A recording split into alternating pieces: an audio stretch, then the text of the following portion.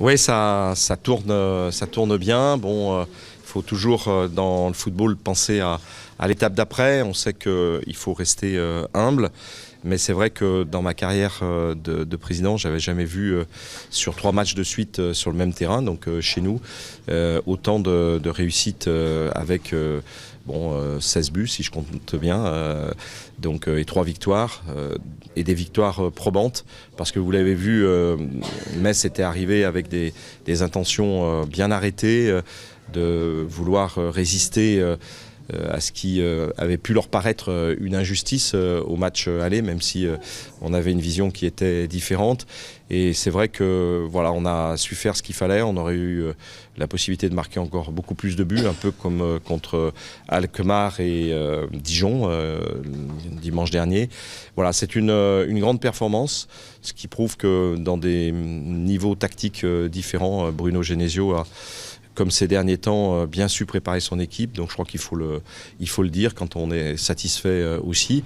Et puis pour ceux qui se sont trompés, ça fait du bien de reconnaître que c'est vraiment un entraîneur qui réussit bien, qui impressionne tout le monde, en particulier les étrangers.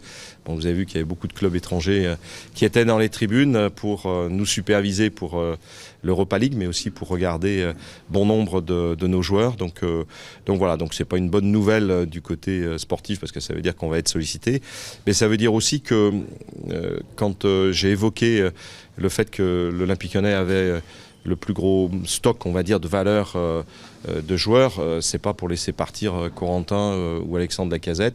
Ceux qui l'ont écrit se sont trompés. Maintenant, je n'en sais pas plus que vous à l'instant T, mais si on peut garder Corentin et Alexandre, évidemment qu'on va les garder. Mais à ce moment-là, ce seront d'autres joueurs qui seront sollicités parce que je sais qu'il y en a beaucoup. Donc voilà. Donc bonne nouvelle pour les résultats sportifs parce que ça fait 3 matchs gagnés à domicile.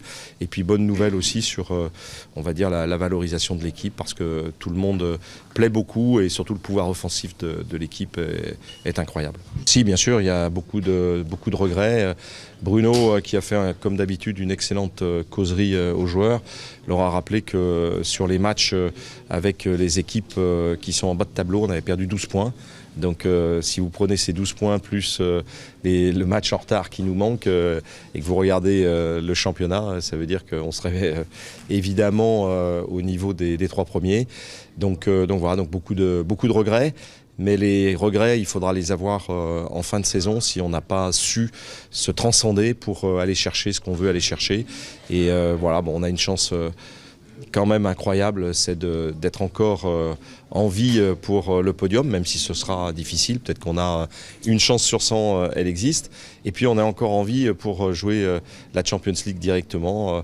Et gagner une première Coupe d'Europe chez les garçons pour le club, puisqu'on est toujours en vie. Bon, si on a une chance sur 1000, elle existe aussi. Donc une chance sur 100 en championnat, une chance sur 1000 en Coupe d'Europe, ça permet d'espérer de vivre. Et puis surtout, on voit un spectacle magnifique, on voit des joueurs extraordinaires. Bon, je ne veux pas individualiser, mais ce que fait Memphis vraiment est incroyable. Et avec un peu plus de réussite, peut-être on va dire de détermination, je pense qu'il va faire lever tout le stade d'ici peu.